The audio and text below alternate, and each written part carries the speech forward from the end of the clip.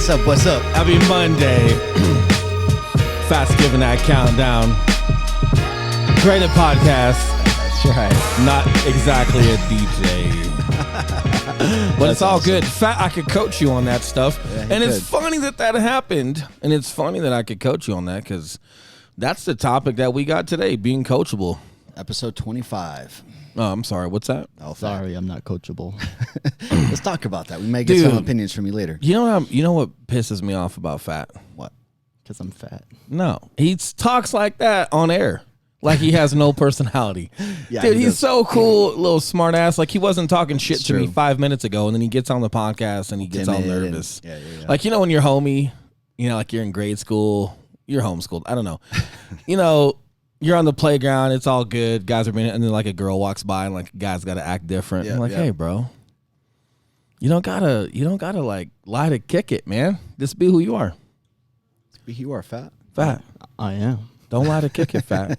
Look at him. I would he do. sandbags We need himself, a camera. dude. We need a camera by He this does. guy. I'm He gonna sandbags set, himself. dude. I try to set it up. He's the problem is he's the one that's running camera. So if I set it up, he's gonna shut it off. That's true. That's true. It's been a good Monday, productive Monday, as always. A couple things to talk about that all kind of encompass just being coachable. We'll just clear the air here. Excuse me. That's bad etiquette. Not being a little bitch. Yeah, that works. Now, Yeah. I've said that before. So, listen, bitches, give me a minute. I'm going to explain, okay? I think we'll have like a compilation reel of just Yeah, you man, going little through that complainers. thing. We're in this era of people seeking mentors, people wanting a mentor, people thinking that you need a mentor to be successful and all of that. And I'm not for it or against it. I don't necessarily have that. I've had outstanding leadership. You know, through my careers and things like that. But I definitely don't consider it like a mentorship, or at least to the level of what people think a mentor should be nowadays. And whether it's a mentor or just seeking advice, whatever you guys want to call it. Like, Or a well, coach. and the reason, I mean, my That's a aspect good word, of this coach, is, since it's being coachable. yeah. today. So my perspective of this is, with us being in the age of information that we are, we have the internet. This is officially the age of information. What you're getting is a lot of people who want to monetize on this information. And instead of coming up with new creative ideas of things that are unique to themselves and things that are working with them, people are really just taking information from other places. They're compiling it into a program and they're calling themselves a coach or a mentor. Now, there are a lot of good coaches out there. So these guys who are doing this, don't let that detract from the guys who are doing it right. But what we're focusing on today aren't necessarily the coaches, but the people that they are coaching. We talk a lot about leadership, right, and just the accountability behind it and just tools and different ways to be successful as a leader. However, there is something as far as, you know, when you're seeking a coach or a mentor, whatever it may be, just being able to pull what matters. Yes. And sometimes people get too sensitive, or they think that like their mentor is supposed to adhere to their feelings or how they're coached, or I'm more of this or more of that, versus you're the one asking for something. You've got to find a way to like get past some things. And we're going to get into that This today. could be your boss too. So as we're talking about this, whoever the leaders are at your work, if it is your boss or whoever, or your manager even, right? All this applies to whoever is in charge of you, wherever you've put yourself, where other people are in charge of you. Well, as long as there's value. And this is one podcast where, as much as we adhere to corporate America, and this doesn't just have to be about entrepreneurship, this one kind of is. Because if you got a boss and he's just an asshole and he provides no value to you, and that's just how it goes, that's a completely different thing. If they're being illegal or treating you a certain way, go talk to HR, run it up the chain. But if you're at a place, Or look, that's your fucking job. Like, I'm sorry, suck it up. You don't like your boss, get another job. I don't know. This is specifically for either outside of your job, if you're corporate America, or as entrepreneurs are looking for a mentor or a coach to increase them to a new level, and you're getting value. If perfect example, if I say the word fuck, excuse me, per social media boosting, if I say the F word, I don't think they'll let you do that, dude. are you hearing the F word? Or are you understanding like that might be my dialect, and are you taking actual material from this? And you know what, man? While we're talking about, you go ahead and comment on that if you like. Okay, so or if you need to, I'm gonna read a text message. What are you pulling today. up here? Well, I got a good one. Okay. I got a good one from a 19-year-old. Ooh, I like that. Yeah, he reached out to me. I didn't know my number. I mean, I shouldn't say this. Maybe I'll change it now for all you clowns watching. My cell phone number is attached to my It's on your social Instagram. media podcast. Day one $0 and all that shit. Yeah, man, I'm getting hit Everyone up. call Will. Yeah. So I left a photo of my son on his first birthday and explained the story of when I found out we were having my son. Mm-hmm. Don't need to get into it. It's on other podcasts. It's on my social media platforms. So he texted me and he said, "Well, I'm so happy that your boy was coming the night all the bad stuff happened. That just meant he was a gift to help you through stuff that happened. Brought tears to my eyes. I won't give his name, but I'm so-and-so. My Instagram is so-and-so. Follow you. I'm 19, and life is so confusing, if you know what I mean." Mm-hmm. And I responded, and yeah, man, life's confusing, and it's supposed to be. You're 19.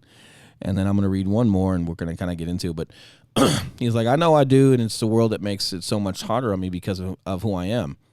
And what I don't know about me, like what he doesn't know about himself. And the world, to me, has things turned upside down. And finding that process is hard, too." He said, and sorry for the weird text at such a late time. It was a little late. Thought I'd let you know I'm thinking of you. He said something else here. We got a ton of text messages here, but he likes decorating and different stuff, man. And he's having a hard time with this whole being a manly man and like, what does that even mean? And certain things. So I pointed him to that alpha male podcast we had. But, you know, this kid could definitely benefit from a coach or a mentor. And he did not grow up with a dad. You know, he likes decorating, and I can kind of pull a couple different things from here to just put some pieces together, man, that like he's just not fitting in, and he doesn't even know who he is himself yet. Yeah. So I love that as an example because we have a young crowd, you know, for our podcast, and that kid was 19 and was reaching out, and there's definitely a demand for coaches. There's definitely a demand for mentors, and no, that wasn't really a thing for you and I. It wasn't, at least to scale. Now people have businesses that run about it, right? Like even you and I have discussed real estate coaching, life coaching, and like just giving a no bullshit crash course that is as long as it needs to be to make people proficient and all that. And so even you and I have talked about it. So this is just something that's come to scale recently that excuse my throat today, that even though like we didn't have that or whatnot, like there's definitely a need for it. And some of these kids, man, they need it, you know. And I'm going to get into him a little bit, but the biggest thing is him. I actually have more confidence in him taking how I talk than someone that's our age that feels like they've earned some things and they're an adult and they're a man and certain stuff, right? Like that'd be like me going back to boot camp. Listen, dude. Okay. Yeah. I'm not. Yeah. Okay. And if I did, I'm gonna be so mad. And if I did something wrong and some guy yells at me, I'm going, "Hey, hold on a minute, dude. I'm gonna check you. I'm gonna check you right now." And like, no, but you can't do that. He's 19. He's fresh. He's gonna be more of the going out and doing I'm gonna talk about today. Yeah. But I think like again, and I'm getting long-winded on just introducing this, and I'll get better at it. So I apologize. Just trying to pull the meat and potatoes out of what a coach or a mentor is giving you versus getting sensitive about how they say it. Even to the point, if they tell you like, "Hey man, you're kind of being fucking lazy." No, dude, like I told you this, you need to be doing this and this every day. And if you're not, you're being fucking lazy. It's not going to work. Like, yeah, it might bum you out. Or if a product sucks, no, man, that post sucked. You know what I mean? Like, yeah, I didn't even know where you were going with it. That post sucked. Well, that sucks. But are we holding on to that? And are you expecting someone to adhere to you? And we see a lot of this in real estate. And this is my number one complaint about real estate. And I don't even know if there's a way to change it. It's super inexpensive to pay for your little school and become a realtor. And we're in this society. I know I'm getting long-winded. I'm sorry. Hold on a minute. Hold on a minute, motherfucker. Just let me coach the world real quick for a minute. Go ahead. We're in this place where it's super inexpensive to be a real estate person, right? We're in the era of everyone gets a trophy, okay? And our industry, anyone will hire you because you pay to hang your license there. And then you start feeling this sense of entitlement that creeps through. And then when you have a coach or a mentor and they're not treating you how you want to be treated or delivering a message how you want it to be delivered, you think for some reason they owe you something. And they fucking don't. And it's just more about pulling the meat and potatoes out of it. I don't know. I mean, shit, man. Maybe that's the end of the podcast. I don't know. That's all I got to say. But I don't know how else to say it. I'm going to let you elaborate because I'm getting long-winded on the same point. But this is not being so sensitive. So coming from my perspective, you and I run a real estate team together, and I know the type of communication style that I use. And me working with you over these past couple of years has been my first experience working with someone with your type of communication style. Hold on right? a minute. Hold on. So I have to hold on. No wonder why he could not wait to open his mouth. I'm his first example of this. Well, and I love how you're phrasing it with your type of communication skills. Like, yeah, please do. That's please, what it is. Tell the world how I've bashed you. That's no. It's not that at all. No, not at all. But what I get to see, I get that. Like, I get you. I get your communication style. And for me, I'm just aware that if I'm voluntarily putting myself in a position where I want to take something from somebody of value, right, where I'm expecting some leadership training or I'm expecting some accountability, I'm not going to be picky about the style that it's delivered to me in. I care about the results it's going to give me. And if I'm calling you stupid or dumb, like being serious, not in a funny way. Yeah, no. But if someone's being just demoralizing, blatantly demeaning, we're right? not talking about that. But no. If you're going to speak to that, I'm glad you mentioned it. Because now people think, oh, man, Will's hard on you or Will's direct and this and that and that and this. Yeah, maybe. Not on you, but to a situation. But I think just to give good context, I'm talking to you as a fellow leader. And it's so I think you should also mention how careful I handle the team. Yeah, well, and so people that are using me, like how, like, because again, this is where I do fall back on leadership. And as much as I say, if you're seeking a coach or a mentor, how you shouldn't be sensitive, my personal taste is I feel like I know when to kick you in the ass, and for the most part, I know how to care and nurture and give you time and let you be heard, because ultimately, I want my message heard. At the same time, I also know how many times I've said that in message and where I'm starting to figure out where you're full of shit and I know when to crack you in the ass, right? But as far as like you and I having a lot of our conversations, it's definitely more direct, more to the point, right? But I'm also talking to you as a fellow leader, yes, not someone on the team. Well, and still, that's exactly how I want information. I don't necessarily want all this other shit behind it. I want quick bullet points, cool, got it, now I can move on and apply that stuff. Correct. However, there are people on the team that don't get information that way, and you are able to see that. You're like, okay, I can be like this with this person. Maybe I need to make some adjustments with this person. Yeah. Not what we're talking about necessarily today. And to an extent, because here's the deal. If somebody does not do a good job, I'm not going to powder coat it. I'm going to say, hey, that just wasn't proficient, right? And let's get better. Let's talk about it. My biggest thing is I've had private conversations with people on the team and stuff is, hey, like, you just need to understand what you need out of a leader isn't to make you feel good or isn't to pump you up or like no, but just like who said it? 6'9"? Is that the guy snitched on everybody over the weekend? Hey, 6'9", who said it? Takashi, whatever. Is that his name? Fat? Don't say it on air. Hey, look, just take this pen. Why don't you write a couple names down on that? We'll get into it later. But like as a good coachable person, what you need to learn how to do is have your own filters. Like a lot of times you talk about filters of stuff that comes out of our mouth, right? Filter yourself. You need to have filters that work both ways. So as information is coming in from a place where you voluntarily put yourself because you find value there from that sort of leadership, you need to be able to take what they're telling you and just put your feelings to the side. And here's the thing. I actually like when my feelings get hurt because that's when things stick. When you hear something that's a little blunt and it's just to the point and you're like, oh shit, like he didn't sugarcoat that at all. The reason that feels the way it does is because now it's actually impacting you. When I can only speak from like my personal experiences as a leader, right? If I have to say something to you that's not sugar-coated or it's firm, it usually takes a little while, you know? And my biggest thing too, like if someone is offended, all right, great. Are you offended at what or how I said, or are you more offended at your lack of production and the fact that we even have to have this conversation? And we all have to have them. I'm not pointing any fingers at anyone specifically. And those people that have had to have that conversation before, it's all good. You know, like I think we've all had to have those in life. But before you're so offended at something, you know, like that, you really do have to ask yourself, like, what did I do that I had control over that put me in this situation in the first place? And if it's your lack of production or commitment to what you're doing, and your mentor or leader is finally having to go, hey, enough is enough of this shit, like we're either going to do it or not, you really got to be careful, right? And a lot of times we do. Like when we get insecure or we're scared or we're not sure about the future, we start panicking. Yeah. And when we panic, we like to point fingers, myself included. I've done it before. You've just got to put yourself into an environment where that's just not tolerated, and people just mush that out. But again, you know, I think it's a great point when you talk about, hey, we try to have filters when we say things.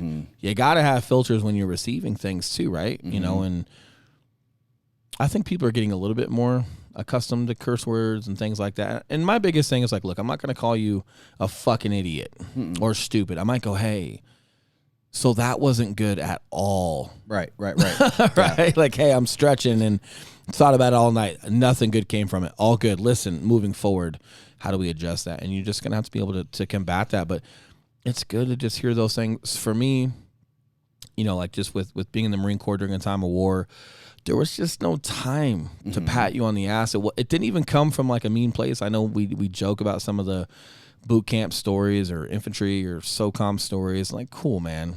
But at the end of the day, it really didn't come from a bad place. It just came from a place of like, look, we just don't have any time for that shit. Yeah. I got to tell you exactly what you're doing and not doing right now. And, you know, one of my other big points is like, do you consider yourself a professional or do you aspire to be a professional? When I first got attached to SOCOM, we were doing some training and we're all still young. I'm still young now. We were young and, won't mention his name. We had a captain, that was attached to us, handful of us, and SOCOM missions are a little bit different, man. So like most captains are in charge of like a company in this realm that I was in. Captains are charged to just a squad. There's just more sensitivity to missions and whatnot and what you might be exposed to. They like that upper echelon leadership for a smaller section of guys. And cool, more proficient, high speed, low drag, whatever. And I remember, man, he would grill the shit out of us. Not even like in curse words, but just so direct. And the dude had such a good vocabulary. If you didn't know a word, you just assumed it was like powerfully negative, right? Yeah. And one of our guys was just kind of huffing and puffing. I'm not going to say his name either. He's a good dude, but he was just kind of showing his frustration on his sleeve. And Captain was like, hey, so-and-so, like, you seem discouraged. What's up? And he's like, no, sir. And he's like, hey, don't fucking lie to me. What's up? And he goes, and we're all, he's about to say what we all want to say. He just got fucked because he kept showing it on his face, right? And we're like, oh, boy. And he goes, well, sir, I just feel like we're doing a great job. I feel like we're doing good. Every time we come back into our little huddle, we're just getting slammed, you know? And he said his name and he goes, listen, here's what's going on. There's a war going on. This is what we're preparing for. Guys, we're professionals. If something's good, I'm going to say it's good, and then we're moving on. And we're going to focus on what we're not good at. And the one thing that stuck in my head is he said, guys, you might think that you're young, you know, and how old are you? And he started asking guys how old they were, and then he started talking about football and different professional sports and guys being professional football players at 22. 21, like it starts, and you got a lot to learn. You're still a rookie or whatever it may be, but you're a professional, correct? So he was trying to give us an analogy, and really it just came down to like, guys, here's what our country needs from us, and here's what we need to be prepared to do, and we're professional gunfighters. And if you consider yourself a professional, we don't need any time on what we're proficient at. We need to increase our ability at where we lack. So this is where I'm going to spend our time. And then ultimately, as your leader, right, that might save your life. And it was like, yep. But what was really cool about that whole thing, it wasn't him saying, hey, look, the time that I'm spending on what you're not good at is going to save your life on it. Yeah, we've heard that before. It still hits, but you've kind of heard that before from leaders. And what really stuck was, and he's like, you really need to consider yourself professionals. Guys, we're professional gunfighters. Like, this is what we're preparing to do. There is no rounds. There is no lose a game, play another day. No. This is what we're preparing to do. And it was like, man, like once we started having the mindset of considering ourselves a professional, our standard just went up, man. Just in training and how just paying attention to details and how much pride you had going through all the training and different stuff, because you just had this mindset and this slight confident chip on your shoulder like, hey, I'm wearing that professional badge now, like, or I'm aspiring to be that, man, that's a whole different standard. So the mindset approaching it was the same. So if you have a coach or you have a mentor in whatever field you're in, excuse me, do you consider yourself a professional that's trying to enhance your ability? So do you make $2 million a year and you're looking at making 4 or 5 and you've got a mentor for that? Or, are you new to the game in something, but you aspire to be that professional? If so, like, you got to start understanding how to manage your emotions at a professional level. And you got to understand how to take the most negative situation or negative conversation and pull everything you can from it. And again, we've talked about this several times, not allowing your emotions to have majority vote. Do I need to be mad that he's yelling at me? Do I need to be mad that he's saying certain things? Or should I be taking everything I can from it to get better? And if he's upset at me, or if we're having to correct something and it frustrates my mentor, well, am I pointing the finger at that, or is there something I just wasn't doing? I need someone to light my ass up, maybe. And again, obviously, we're not talking about people that are just toxic, right? No. Like people that are just detrimental and just love yelling at you all day. We're not talking about anomalies. I know it sounds weird to point that out, but I can already hear it in my head, because when I have conversations like this with people in our real life and we're brainstorming just different podcast ideas, I already hear it. Whoa, this one time, listen, we're not talking about one time. We're talking about a pattern of an asshole. Yep.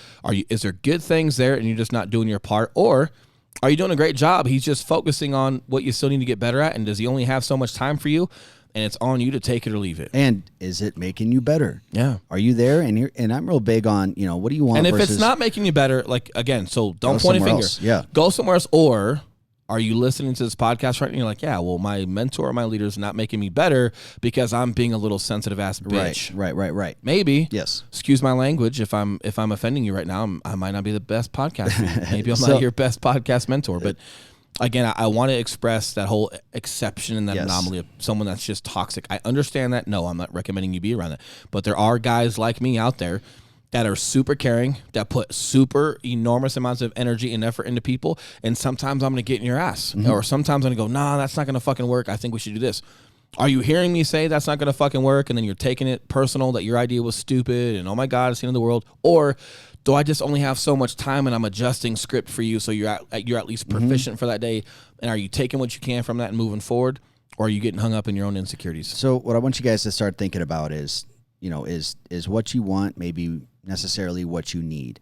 Because what you may think that you want in a leader may not be what you need in a leader. So if you are in a situation or a position where you have somebody and they, at the core, that they have value to give you and they are a good leader, but you just don't like their leadership style, suck it up. And you have to mature and look beyond the way mom and dad are yelling at you and be like, all right, yeah, I do need to clean up my room, right? But I don't like mom. You guys just got to look beyond that, because it really is super, super, super childish. And you're voluntarily putting yourself in the presence of this person to learn something from them. So if they're the wrong person, or if they're the type of person that Will is talking about where they are just toxic, go somewhere else. There should be nothing keeping you there. But if you know that deep, deep, deep down inside it's maybe what you need to be a little more receptive and open to that sort of style. 100%.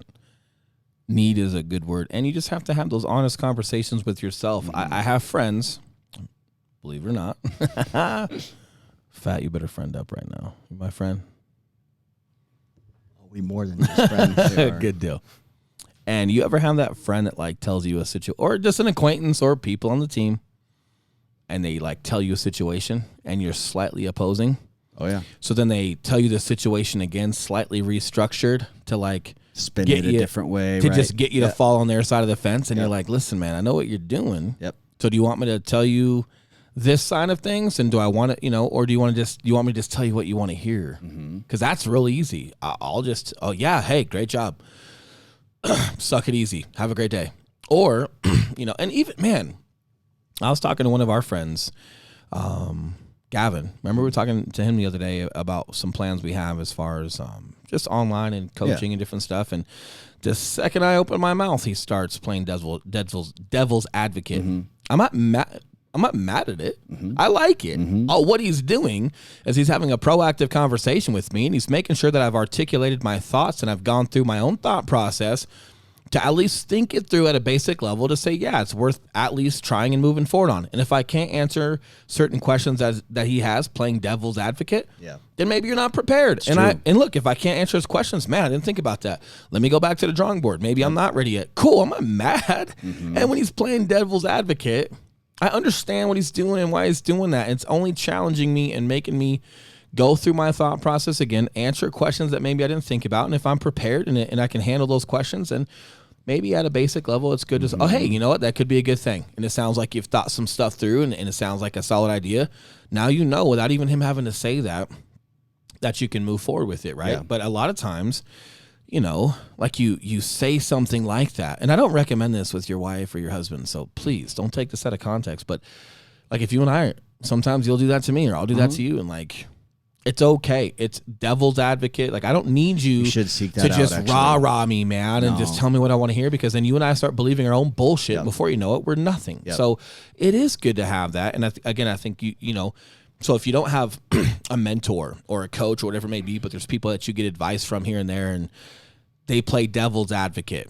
Now you think they're being negative. And don't get me wrong, some people get insecure, they get negative. Well, then you shouldn't be talking to them in the first place. But you know, they won't be asking questions. They'll be telling you why something won't work. Well, they won't be asking questions. Yeah. But again, like if you have friends and they question what you're doing, maybe they're negative. I don't know. I can't speak to your friends, but there are good people out there, you know, that will just do that for you. And it's just like, I didn't call Gavin and tell him to role play with me. No, man. I'm like, hey, here's what we're thinking. He's like, yeah, what's up, doggy? Yep. I go, hey, we're thinking this. He goes, well, why that? Yep. Cool. Well, because this. All right. Well, then what's that entail? Like, I didn't. That's just him. But we speak that language, you know, and I'm okay that he challenges me, and I don't take it offensive. I don't think that. Well, hey, bro, I don't know. I don't got it all thought out already. Like, what, you just being a negative Nancy right now? Like, no. But before you pick up this fucking phone and call me, maybe have a thought process. I don't know, right? Or are you just going to call me every day and tell me how many ideas you got? That's a waste of fucking time too. Which is going to lead me into my next thing is like, go do, or we have nothing to talk about. So whether it's a coach or a mentor or a friend that helps you, you know, like we talk about Tosh a lot. He's our mentor. We need to cut that for him, by the way, from the other podcast.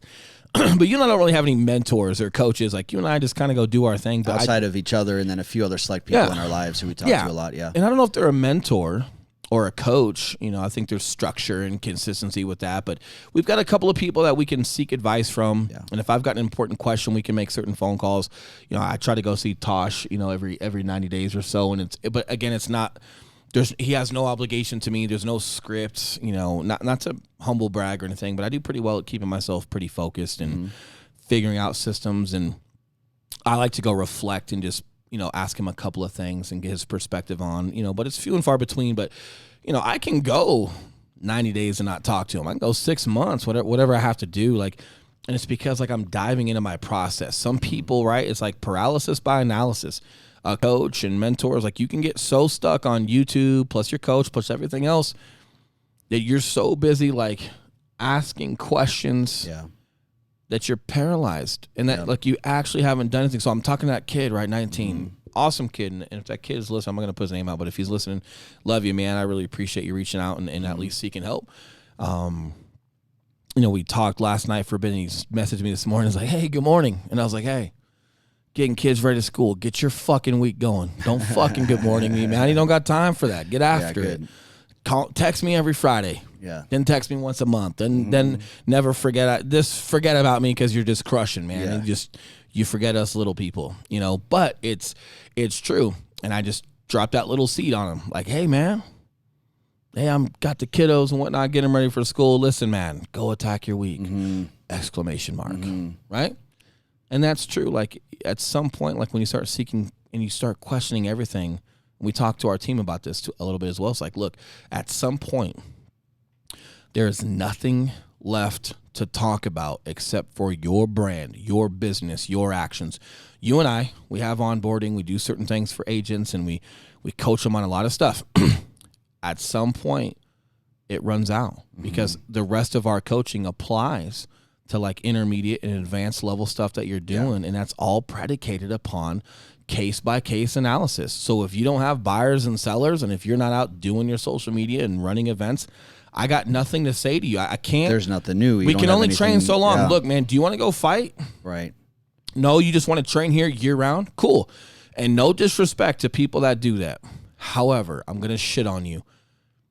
I'm not expecting people to get in fights. I'm not expecting people to do a jiu-jitsu tournament or an MMA fight, whatever. But understand, if you never compete, I don't give a shit what you say.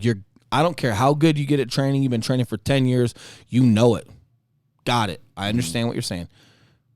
You're missing an element. Mm-hmm. You can't replace a fight. It's true. Period.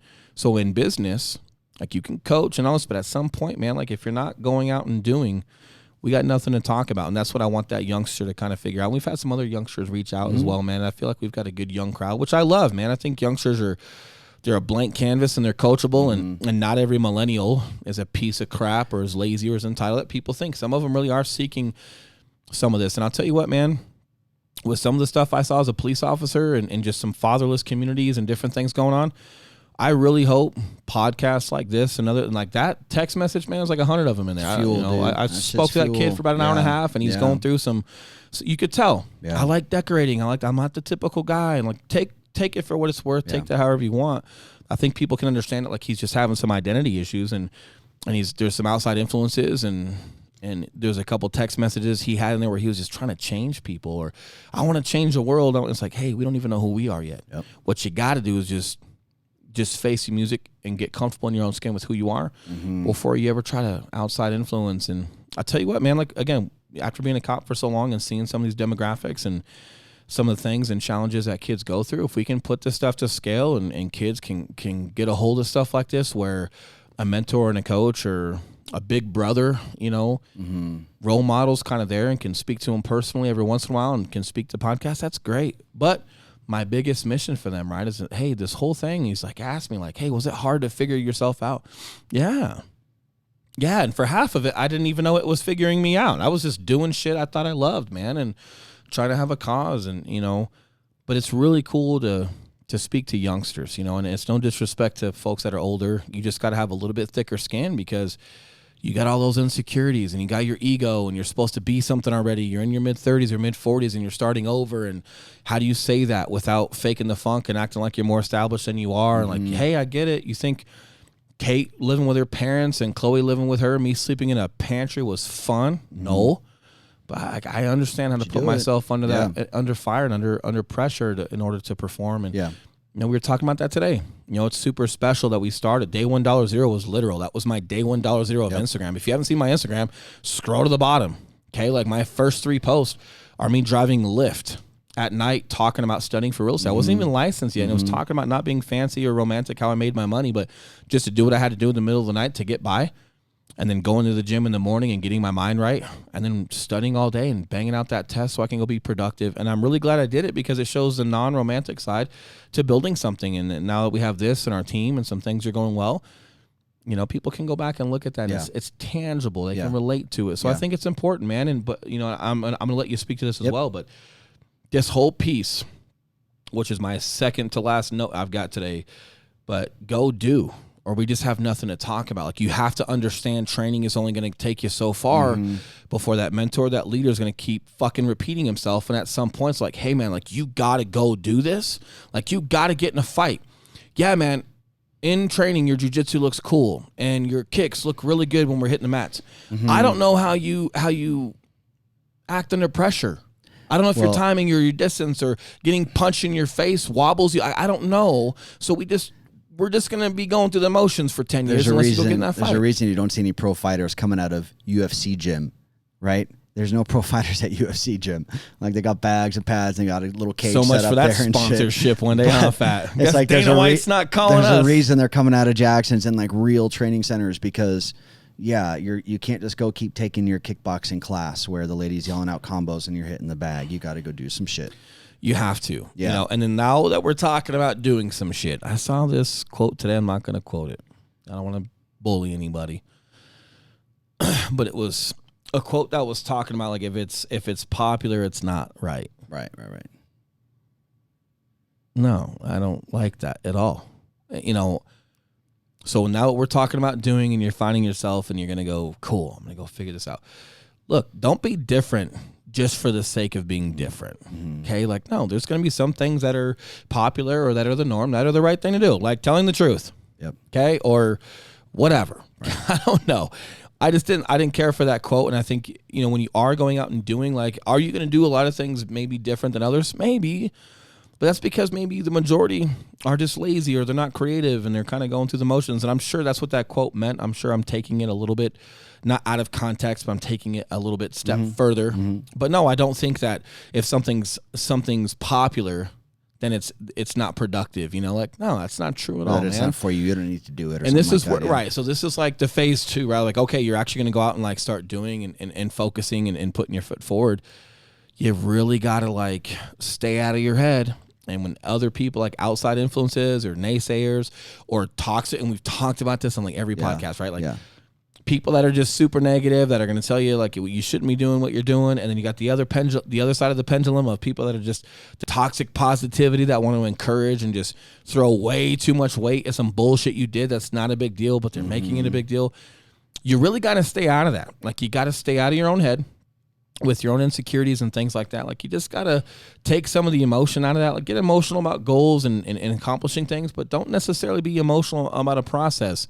You've got to reverse engineer some things, put that process to work, and then just analyze. Just analyze human emotion and analyze conversion, try and like see what's working, what's not working, and don't allow your emotions, to like if we're talking about fighting them, man, you might be the best little shadow boxer and heavy bag hitter at the gym. But if your timing and distance sucks, or, hey, look, man, you were just born with short arms, and you keep trying to punch that guy over there, and he's punching your fucking lights out because he just can't reach him. Look, you're not a bad ground guy. Get that guy to the ground. Now, all right, if you want to let your ego or what you think your strong points are at get the best of you, you're going to get in there and you're going to get your lights punched out, right? And it's like fighting Nate Diaz. I get it. You just want to punch that little punk. I actually like him. I'm using punk loosely, but dude, you're just... don't take that guy to the ground either. He's pretty good on the ground. But I think you're getting my point here. Is like you can't just allow your ego or what you're comfortable with to like say that's your strengths. You actually got to look at the process and figure out like where you're having conversion and where you're not. Maybe what you think your strong point is. Maybe it's strong for some things, but not for others. And you really got to pay attention to it. But again, stay away from things like, oh, if it's popular, it's not right, or it's not productive. Like, no, man, that's not true. Yeah, blanket statements like that. And this is, again, why it's so important to have someone in your corner or someone that you can bounce ideas off of at a minimum, like we have, whether it's a paid coach or not, or someone who is a leader at your company that, you're a subordinate of or whatever.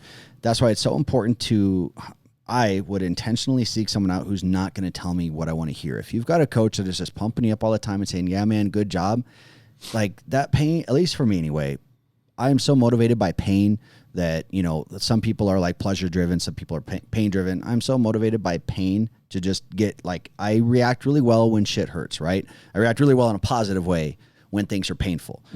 I make the biggest changes in my life when it's too painful not to. I'm not very much like driven by what I could have. It's what I have felt in the past and what I never want to feel again. You remember Simon Cowell? Yeah. Like America's Got Talent or American Idol. Yeah, American Idol, yep. And he's like, no, wasn't good. And they try to get him to elaborate. And he's like, I don't know. It just wasn't good. You're not a singer. You're like, look, man, you're not good. Like, dude, he probably I'm the one guy on the changed show that that gets to sign off on stuff. You're not good. But then when that guy gives his golden ticket out, it like, actually means something. Or he's like, hey, I think you're really good. You got to work on this and work on that. Come back next year. Yeah. It's just things that you want to hear. Like maybe he's a little direct. Maybe his accent comes off pretentious. I don't know. Doesn't matter. Be a grown up. How much did people like respect folks that were singers or whatever they were, and Simon signs off on him? You're like, damn. Yeah. Like you go home from American Idol, like, oh, are you going to Hollywood? Yeah, bro. I got 3 out of 3. Like, what? Simon signed off on you? Like, yeah. I got It's Simon. a big deal, dude. But it's a big deal because I think deep, and here's my other thing too. Like I think deep down when you have a mentor or a coach and they say something, like maybe they say it and it could have been better. Deep down, the shit's true, man. You know it. Yep. And so a lot of times they're just telling you things that you probably, again, you already know. You haven't cowboyed up to say it to yourself. I don't know, but either way, for the majority, I think it's productive. And my biggest, I guess, give back today for this podcast before we get out of here is just getting you to understand that either you're a professional and you should be operating as a professional. And that means your emotions and the way you manage your time and manage criticism and manage conversion and making sure that you're looking at data and you're getting better should be professional. Yes. Or you're aspiring to be professional, which means you better get really good at it. You don't have the money yet. You don't have the status. You don't have enough sales to be considered a professional. Well, the one thing you can control, right? Not just influence, but the one thing you can control is your emotions and how you choose to receive 100%. some of those messages. And the better you get at what you can control, the better turnout it's going to be on things that you only have influence on, right? Just like when we talk about sales with real estate. I don't control sellers and buyers. I have an influence. The better I focus on, okay, what do I have control? Okay, I only have influence, but what do I have control of? Well, I have control of how I present the market. I have control of how I give them data. I have control of how I speak to their specific market. If they're selling or wherever they're looking to buy, I speak specifically to that. And if I take control as a professional, not just some guy, as a professional, and I put my best foot forward in the elements that I have control of, I bet that influences the right outcomes, which is why you and I get 2 to 3 referrals per client, which is why we'll hit top 1% in production. And we don't spend a dime on leads. We're building a real book of business. Why? Because we're professionals. And where we have control, that's where we win. Focus on that. Because and it's the same thing. Like, well, Tom Brady, he does not control whether they win or lose. Nope.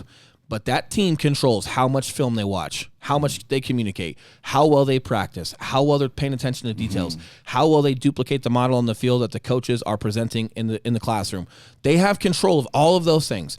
And if they are professionals and they knock it out of the park with everything they can control, I bet the influence of winning that game is super fucking high, right? But again, I get it, and maybe this is another podcast. I'm not sure. I'm getting a little long-winded here, but why don't? If you don't, okay, all good, but why don't more people consider themselves a professional, right? Like, we're always admiring athletes for playing on the weekends and watching 19 hours of film a week and training in the off season and sacrificing time away from their families. And we admire the money they make, and we admire their achievements and all these things. Okay. And I'm not against it. I just wonder why you don't consider yourself the same level of professional in what you do in life. Yes, I think because people tell themselves they're a professional and they don't take time to internalize that. They don't even call themselves that. I think more people give themselves more credit than they allow. Look at our industry. Prime example. Don't be negative. How many number one agents in Colorado are there? Oh boy. Everyone markets himself as the number one agent. Self-proclaimed, I guess, is that's not what illegal. I'm saying. Yeah. So I think people just they'll call themselves a professional, but they don't actually internalize. See, and that would really scare means. me, because you're gonna fuck around and get a client, and then you're gonna be full of shit, and then what? Or you're gonna get that high dollar listing, but you got no money to market it. But more often than not, eventually, pretty or not, the deal's going to get closed somehow, whether your client made 40 grand less than they could have or not. Or you got nothing to lose, so if they fire you and you're not going to get referrals, no big deal. Yes, and you're not getting referrals anyway, but people don't take the time to really dive into, like a professional would, dive into their business and see, okay, I got the job done, but fuck, that was ugly. Well, do me a favor. If these podcasts are helping you, whether you're younger or you're middle-aged, regardless of where you're at, I do think things are about a mindset. And when our captain regurgitated that to us and said, look, guys, we're preparing for war. We're professional gunfighters. And when I look at us as professionals, this is the level we got to be. And that means we should be on the level of needing our fannies padded. Okay? Like, hey, that went well. Great. Moving on. Here's what we still got to work on. And what we weren't noticing is, man, we had like 16 things to work on. Throughout that weekend and throughout those couple of weeks of training, we were dialing it into like onesies and twosies. Everything else was solid. So we made a ton of progression, but sometimes being younger, like all we were focused on was that he had more negativity to say. And it wasn't negative. It was actually super productive, and it was what we needed to hear.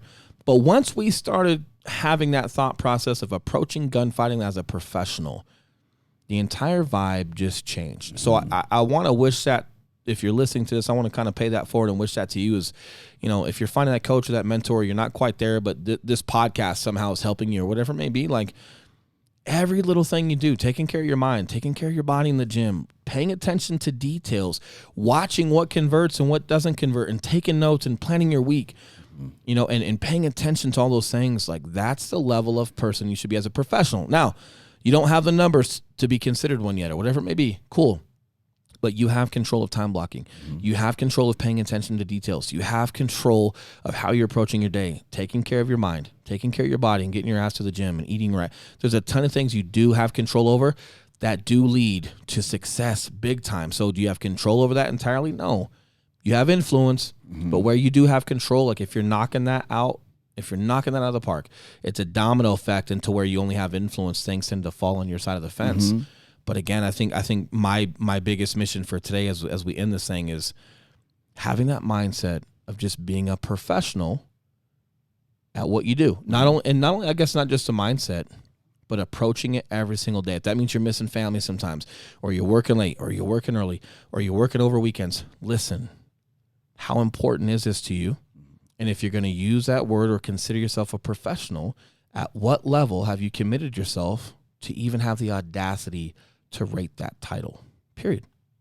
And asking yourself what your priorities are. Am I focused on my feelings or on the results for my company or my business and my family? 100%. Ask yourself those questions. If you're primarily focused on your feelings, yeah, maybe get a nice fluffy coach that's going to make you feel good. If you're concerned about results and actually moving the needle in your business to make some damn money, you might want to get one that's not afraid to speak up. Man, what you need to hear. Yeah, and a coach is a great practice field per se, right? Because if you can't handle your coach, how are you going to handle sales? How are you going to handle getting told no? Or you got a house on the market and you got to articulate some things or have a not so fun conversation with the seller, right? Because they've refinanced twice or they're selling early and there's just no equity in the home and you're doing your best to purposefully price it high knowing it might not even appraise. And, hey, how are you going to have that conversation with them? Yep. Right? Well, maybe you don't sell that house in the first place, right? Like maybe you understand like here's as high as we can go and here's why. And if they want to go higher just because, then say I'm not the guy for you. And when I say that, I promise you, I've done it myself. I've told a guy, remember, he called me the other week. Actually, he called me last week. Great guy. We got to go see him. He's got great catfish in Texas. We were selling this guy's house, remember? Yeah. And they were under contract on a house in Texas. I'll say this real quick and we'll get out of here. But they were already under contract on a house in Texas. They had backup offers. This thing was not getting extended. They were locked in or they were going to lose it and lose their earnest money. And they were using a flat rate company that was not proficient. They sell their house here. To sell their house in Colorado in order to go move. And they were already under contract. But not even their house was under contract here in Colorado. They were still just on the market and a little unsafe. And that flat rate company was just not proficient. It was way overpriced. They were trying to take advantage of a good market, and they were way overdoing it and different things, man. And long story short, he sat down with me. His daughter goes to the same school my daughter did, same class, and we're going over everything. And he's like, hey, Will, listen, my man. That's how he talks. Listen, my man. I understand everything you're saying. I even believe where you've priced it. But what if I just told you I want to sell it here? Verbatim. I said, listen, man, I'm just not your guy. And that dude laughed in my face. Old Vietnam vet, hard as balls, right? Hard as nails. I don't know how hard balls are. Whatever. You get it, right? Don't get sensitive. Hard as balls. And he goes, why is that? And I said, listen, man, like I really want to do a good job for you, but I don't dictate market. Even if we get some weirdo to throw something like that at it, if they don't have an appraisal gap, it's not going to appraise. We're significantly higher. And we had some good comps that were literally the same house with a bigger lot and a better yard for more. Like we had 2 apples to apples that had just sold 6 weeks prior. I mean, it was like, man, it was no fly zone. And I just said, look, man, I'm just not in the business of lying to you. And I'm definitely not in the business of not getting things done. It's just, that's not where we go. And he fucking laughs and he goes, all right, you're my guy. You can get it done. I say, look, man, we're gonna have a good time with this. I found that dude a buyer, and we closed in less than 2 weeks. And we literally closed, not started the process. We closed in less than 2 weeks. He got his house in Texas. We did a great job. But you know, at some point, when you consider yourself a professional, sometimes you got to have those hard conversations. If you can't have it with a coach or with a leader or with a good friend that just challenges you with conversation, you're not going to have the conversation I had with that guy. And in addition to that, once we had that conversation and he's like, all right, you're my guy. Well, I got to go perform. Well, here's the deal, man. I can perform a lot better at what I know we can adhere to for market, just being a professional in what we do and just understanding. I don't control market. I don't even influence market per se, right? Like home sales do. And like But it's over time. Appreciation is over time. Like, there's a way to look at it, right? Like, we definitely knew where we stood with that, and it was okay. It's okay to say no and walk away for something if you're putting your name on the line. I would rather not sell a house than just be a yes man and then put my name and my word and my product out there and not do a good job. Yeah. And then, long story short, long story long, we crushed for that guy. Yeah. We're still friends to this day, but again, it's applying every fundamental I've had where I do have control, right? That to make sure that when I am in those situations, I'm prepared to have those conversations.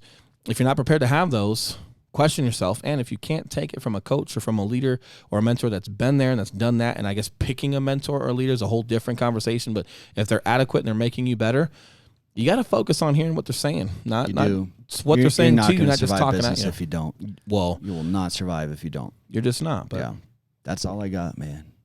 Why do you get to say That's that first? all I got, man. I was just about to say that. Hold that button. Hold on a minute. Do it. With that being said, happy Monday. You guys enjoy the rest of your week. We will be back later on this week for a second. We usually do 2 weeks, so we'll see you guys Thursday or Friday.